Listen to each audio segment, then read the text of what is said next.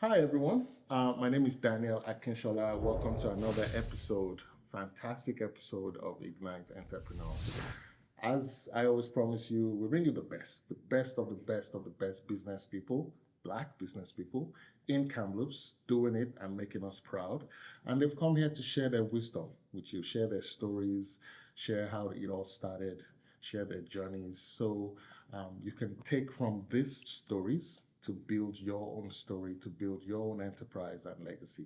Today we have a fantastic guest here. I'll let him, I'm not used to introducing people by them, I let them introduce themselves as a mark of respect, but you're gonna learn so much from my guest today, so stay tuned. He has a lot to share and he's into photography. He's a creative person. I'll let him say the rest. David, you're welcome to the show. Hi guys, thank you so much, Daniel, for having me. How do you introduce again? Is it the name? Okay, so my name is Priye David. Mostly I go by Priye, but lately people have started calling me David just because with the environment we're in, they kind of butcher Priye or they don't know how to call it. So, my name is David and then my name is Priye David. I'm a photographer. I've been in the business for about 4 years. On the 20th of October will be 4 years as an entrepreneur, as a photographer. I've ventured into entrepreneurship since 2017, 2018. What else they say when they're introducing? So, okay, this is, should I say my place of birth or I'm from Nigeria? Oh my goodness. Wow, it's funny how introduction is now complex. Because my name is Priye David, I'm a photographer, I've been doing this for 4 years. I have a degree in management and information technology. I also have a degree in finance as well. But for the later part of my years, I've pursued business and entrepreneurship. Okay, David, which part of the world are you originally from? Originally, I'm from Nigeria, I'm from River State, the south. From River State? Yes. Okay. Do you speak your local language? Thank you for that beautiful question. I was just going to say welcome to the show. I don't. And so I'm from Calabari. Oh. And our language is not one of the very popular ones. So, the Igbo, Hausa, Yoruba, then Ijo. My tribe is Ijo. But within the Ijo, then I have plenty languages. Okay. Now, if you grew up in somewhere like in the East, maybe in one of the Igbo speaking states, or in the West, everybody speaks Yoruba, or everybody speaks Igbo. Yeah. In River State, there's Calabari, there's Nimbe, there's Igbo, so there's not one language that everybody is speaking in general. It was also, so it made it more difficult for me to actually learn my language. My mom was an English teacher. So she got us off started with English. Yeah. Because there's a thing with people of my culture, we have a particular tongue. Okay. She didn't want us to get that tongue because of the speaking of the language first. Yeah. So she made us to learn English first. Then it was now difficult to learn my language. So, okay. What's your favorite delicacy? It's onunu. Onunu? Yes. What's onunu like?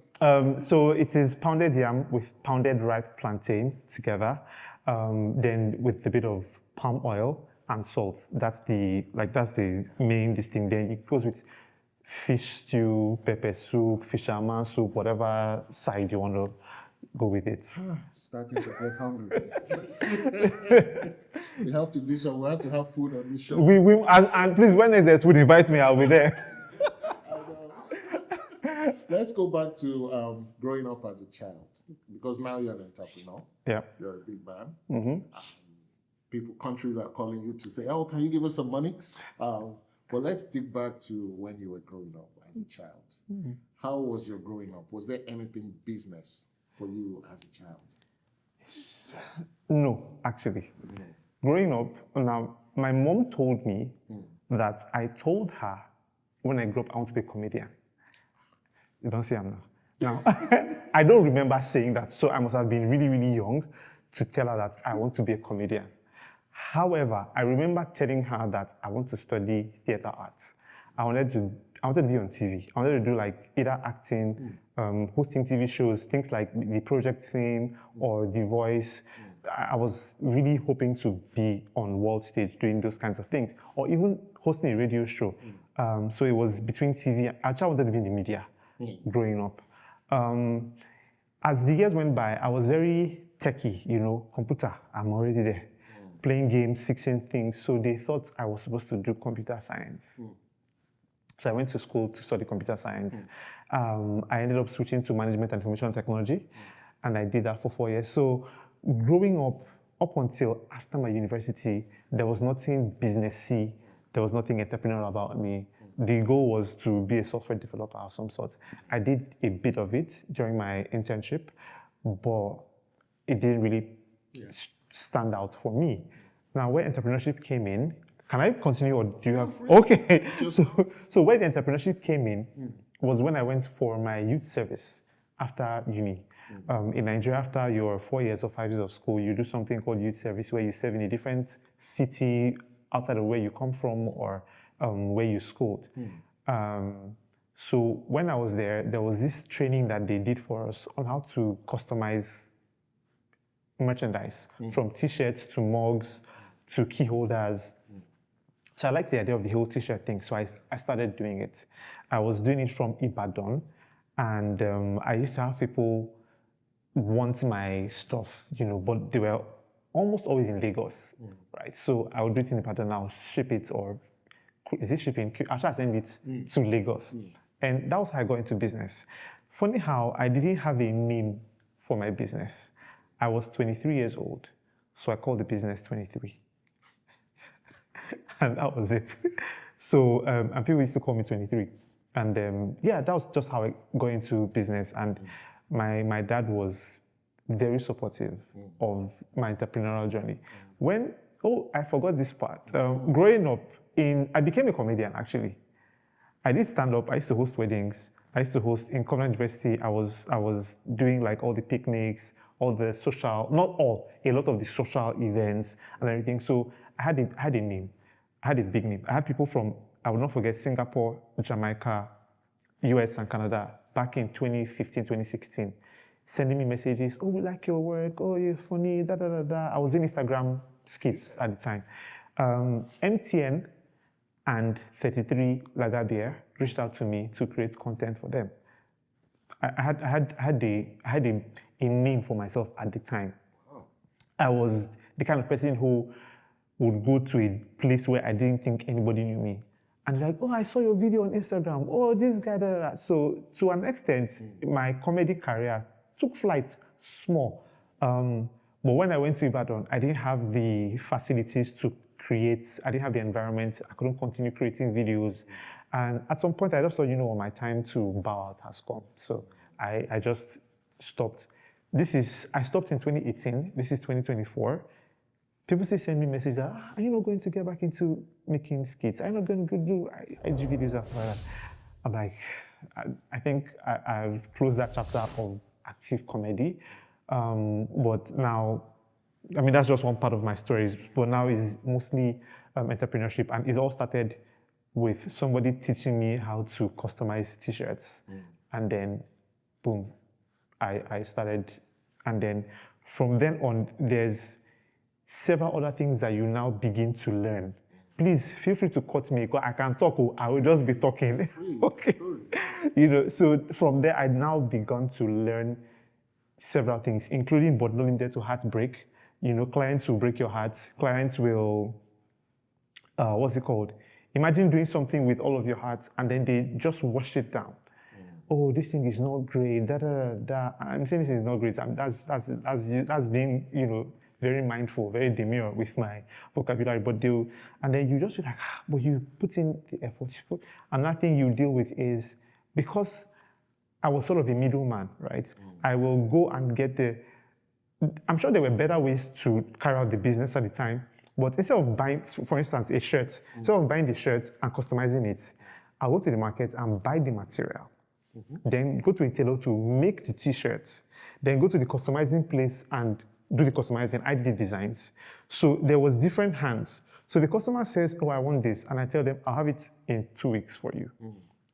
I have to deal with the tailor disappointing me. I have to deal with the customizing guy disappointing me. I have to deal with the courier service disappointing me. And then it was just a difficult, process. But I feel like all that stuff that happened back in 2017, 2018 helped me become a better business person that I am now. How did you handle those kind of heartbreaks from clients, people washing down your work? How did you handle that? At the time, I was not, it was my first attempt at business. So everything that they said hurt me real bad. I wouldn't tell you the amount of times I just felt like stopping just because. Not to forget that being a new business person, you're not highly priced as such, so your profit margin is really low. So imagine the times when you would make a loss on somebody orders a shirt, it's supposed to cost 1,800 at the time, for instance. Or I charge 1,800, right? And maybe my profit in there is 200 or 300 naira. But because this courier service has slide me or disappointed me, I have to use a different service. Then I have to now pay even out of pocket. That's not nice. Because again, I'm trying to impress somebody. I'm trying to give a good impression. So if this person is going to disappoint me, I'm going to go to another person. But I've already paid money here that I may not recover. And when somebody tells me, oh, you've taken so much time to deliver my order, oh, I don't even want it again, it was hard to take. It was very hard to take, but I did. I took it. Thankfully, I had support from my parents as well. So all the, oh, it happens, don't be sad. And all that stuff that happened before helps me to manage the things that happen now. Your parents growing up, were they really strict or creative people or religious people? All three. So my dad was the strict one in the house. My dad was a math teacher, and if you know anything about math teachers, they can flog. So my dad was a math teacher, so he was also the disciplinarian of the house.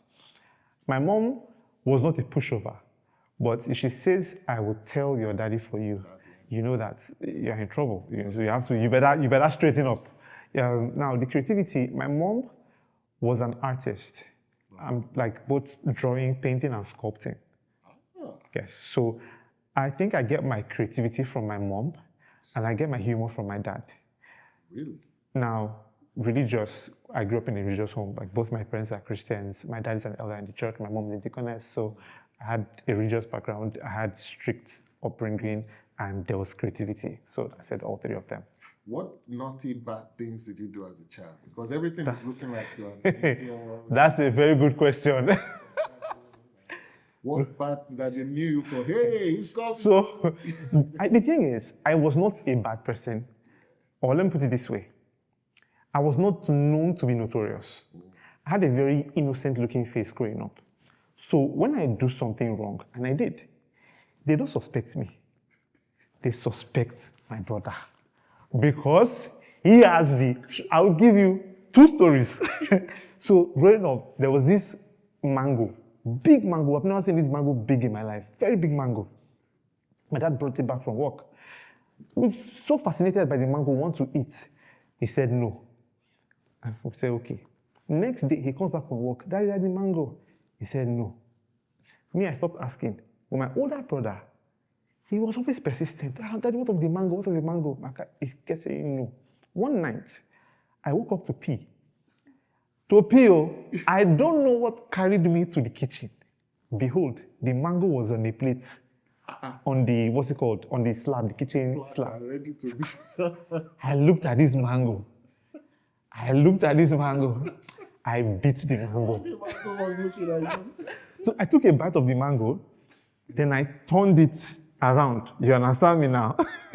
So if you come into the kitchen and you see the slab and the mango, you can't see that it's been beaten. It is You'll be creative for a long Listen. So now I go back to sleep. My brother wakes up to pee. Yeah. That same night, I don't know what carried him to the kitchen. So now he sees the mango.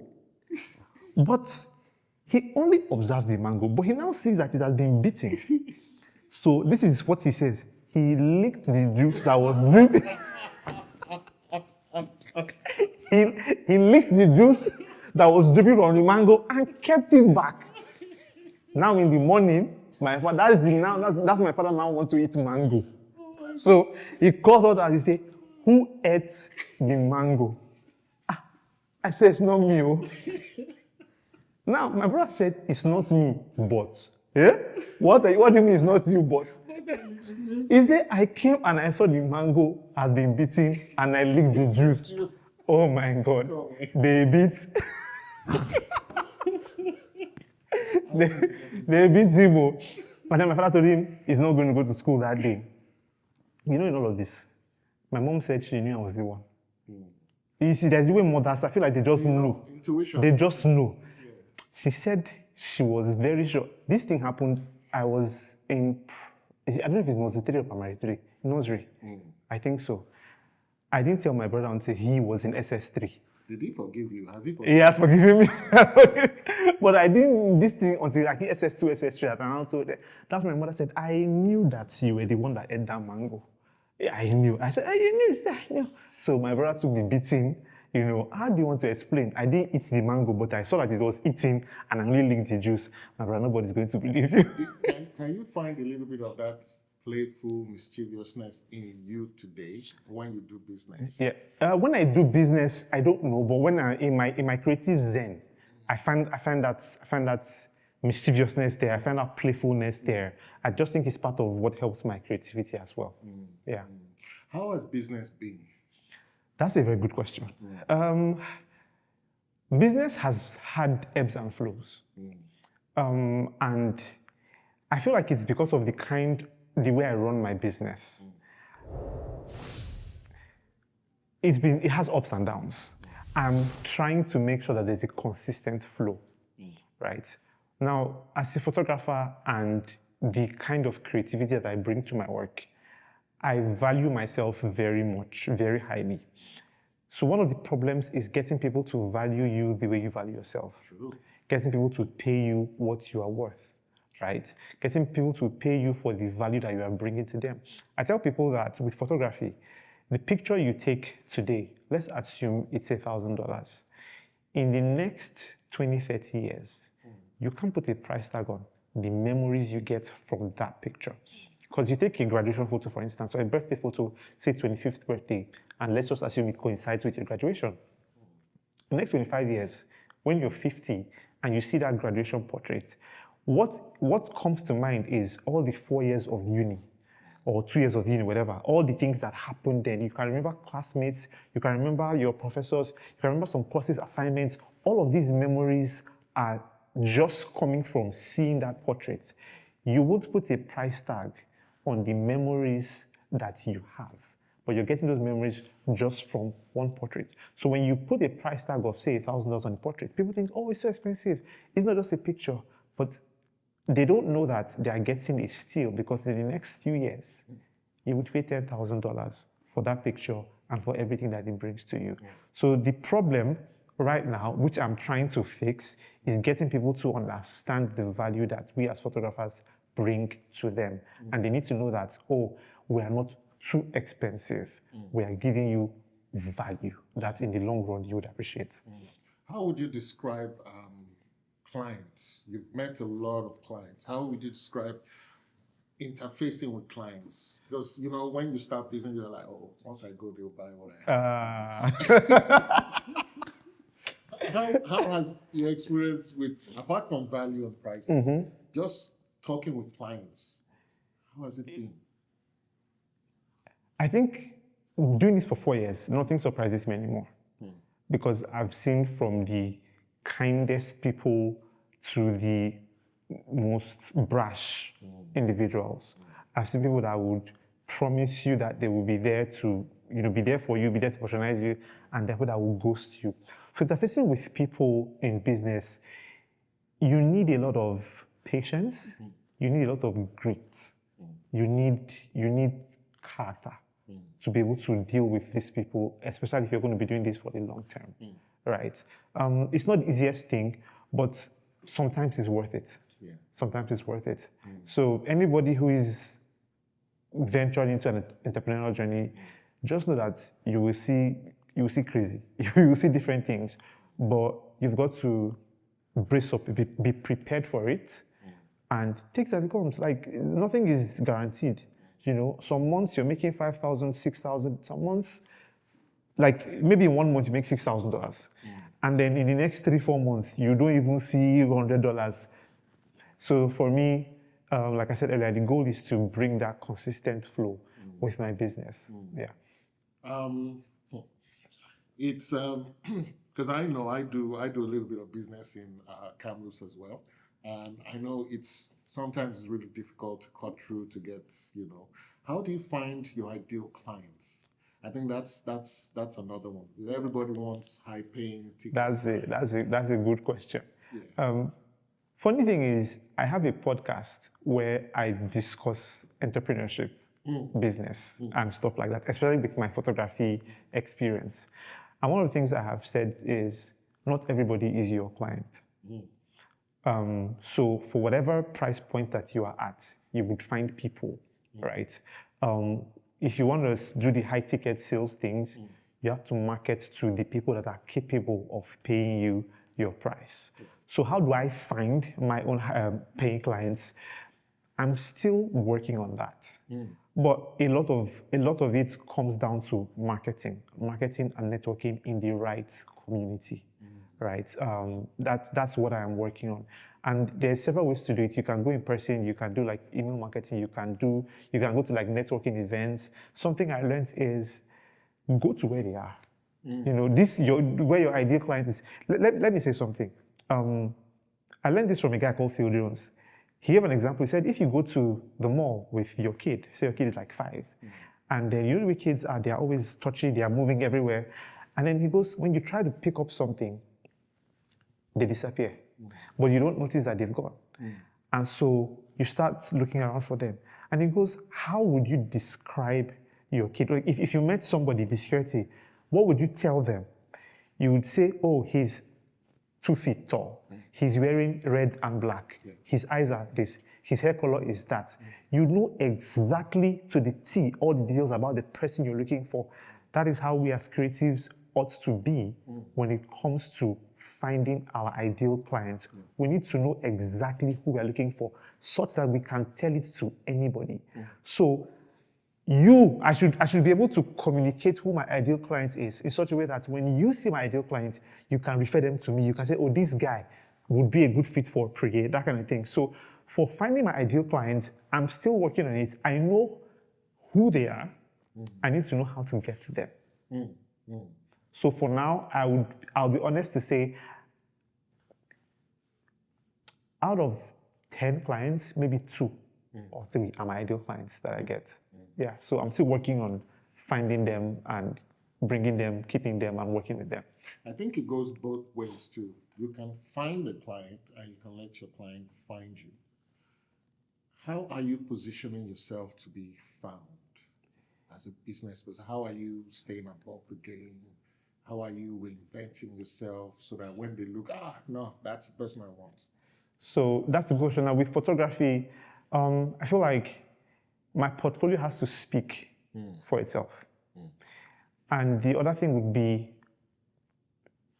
good service that will bring referrals. If you come to my studio and I do a good job for you, with you, it's easy for you to tell somebody else, oh, work with Priye because he knows his onions, right? So in giving proper client service, you position yourself so that your already standing clients can even refer you and bring you more people, right? And that thing would be advertising or marketing to the right. Like the marketing also is a way of positioning yourself for your ideal client, right? So the marketing part, the portfolio part, and then good service, that can let other people, refer you and bring more business your way. I think those are three ways you can position yourself to get your ideal clients and make more money. What do you see in the future for your business now? I'm trying to not be a solopreneur. For the most part, right now, I'm working on everything. As an entrepreneur, it is not out of pocket to work on everything. You will clean the studio, you will send the emails, you will do the marketing. I want to grow the business to a point where I don't have to be the one doing everything. So I learned something about working on your business and working in your business. If you're working in your business, you'll be doing everything. But if you're working on the business, you'll be focusing on the major things that brings in the money. And that is not more than the marketing, the sales, and maybe the photography itself. Every other thing, honestly, can be delegated, right? So for me, the goal is to get other people who can work with me, who I can share the vision for Circle Studio, get them on board, have them take off some of the weight from my shoulders while I focus on the core. There's no global brand that is a solopreneur. Think of all Toyota, what's it called, Nike, Amazon. Jeff Bezos, or the new CEO, is not the one putting things in boxes and shipping it. So they've grown to have people take care of certain things. So for me, the goal is to grow to the point where I can have other people take care of certain things in the business while I work on the business and see how I can expand. Beautiful. We've come to that point in the show where you share 5 principles that helped you in your business. And these 5 principles, it might not just be within the years of business, it might be from when you actually got into comedy, started creativity. What are those 5 things that you cannot do without? Those 5 things that really, really helped, shaped, brought you to where you are today, and is keeping you where you are today? Okay, let's see. I think number 1 would be mentorship. And I think it's very crucial because with mentorship, you tend to, somebody picks you up from where you are and takes you to maybe where they are or somewhere closer. So instead of learning from your mistakes, you skip all those steps, you learn from their mistakes. So when I got a mentor, I think that really helped me to come to where I am now. So it's one thing that has helped me and kept me in my business. I'm looking for a word. I want to say grit. That's doggedness and determination. If you don't have it, you may not go far. You just may not go far. So it has also helped me. Empathy is a big one for me because there are some people who are just about making the sale and going. I care for the people I work with. I don't just want to get your money and go. I need to know that I did right by you. I need to know that you're satisfied, you're happy with whatever it is that you're getting from me, that kind of thing. So I care about the people I work with. Support has also been a good thing. It's very important that you have people that support your business, that support you. But I can also tell you the truth. There's a way people will just be hyping you and then you live in an echo chamber. You think everything is all good. It's please excuse this expression. It's like the upcoming artist who their guys are always hailing them, this song is a jam, but it's not really a jam. But because they are your friends and they're just telling you only positive things, you don't really get to hear the truth, So having support from people who will be honest enough to say, this is not good enough. This can be improved. I've had people tell me, this picture it's not really good. You need to do better. Or don't post this one because it hurts your brand, your portfolio, and stuff like that. And then the last one, which is the most important one, is God helping me with my business. I don't think I would have done as much as I have done without God. I don't think I would have done anything really in life without God. So my communication would be to Christians in particular. You should not do your business outside of God because the creativity that you are using to run your business, you were given by God. So let Him be the centerpiece of whatever it is you're doing in your business. So those are 5 things that have kept me and will be keeping me as I do my business. Thank you so much. Thank you for sharing everything. It's not the end. Okay. Okay. It's not the end. What do you think about competition? Because you are a photographer. Another person might say, I'm also a photographer. what do you think about if you have 20 photographers in campus, Mm-hmm. for instance? What's your perspective about competition, really, in a small place like campus? I don't think there should be competition. Mm. I think everybody should strive to be better, right? I'll tell you something that happened when I first started my business. There was this girl, she's a photographer, she's good. I think, or at the time, I thought I was better. Now I'm the one judging who. I say, okay, I'm a better photographer. Yeah. I have more details that I do with my work. But why is she getting all the clients? Why is she getting more bill? Why is she getting more money? And I was angry, sort of, because I'm a better photographer. My pictures are slapping hard. But she's the one getting more money, she's the one getting more clients, and I was upset. So I had to bring myself to a reality check to say, there's enough room in the sky for everybody to fly. Don't compare with another person. Focus on your own business.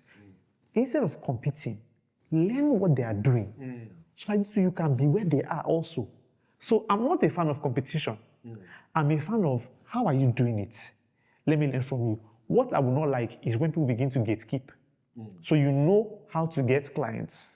And if someone is asking you, okay, tell them, this is the strategy, this is what I do, this is how I do my business. And because Kamloops, although it's a small city, we're about 100,000 in population. So even if we are 100, photographers, I'm pretty sure everybody can have a piece of the cake, a piece of the pie, a piece of the market. So I frown against competition. And if there's anybody who is thriving, I advise that if someone comes to meet you, please share the information with them. Let them learn. Nobody can be like you, nobody can copy you. You can tell everybody what you do, how you do, but everybody's experience will not let them do it exactly the way you do. My experience, my upbringing, everything makes everything I do different from how you would do it. Even if you tell me verbatim, just something about me is going to implement it differently. So I may get the same results as you, I may get different results, I may not get results at all. But what I would frown against is the people that are successful gatekeeping from people who want to learn from them. And those people, if it's a saturated market, instead of competing, let's see how we can help each other thrive. I feel like, yeah. I see a lot of humility in what you said too, because doing, people who get into business, finding someone else doing better, there's maybe jealousy, there's maybe, feeling low, I'm not as good. There's so many feelings that come with that. But then when you were talking, that word, humility, humility just popped in my mind. Like, one has to be humble as an entrepreneur.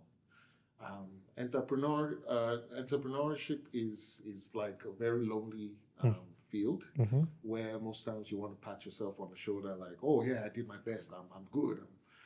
But then a little bit of pride can set in sometimes unknowingly. We start to blow our trumpets more. So humility is a very, very, very strong thing that we need to learn. Yeah, definitely. Learning from each other, communication as well. Yeah.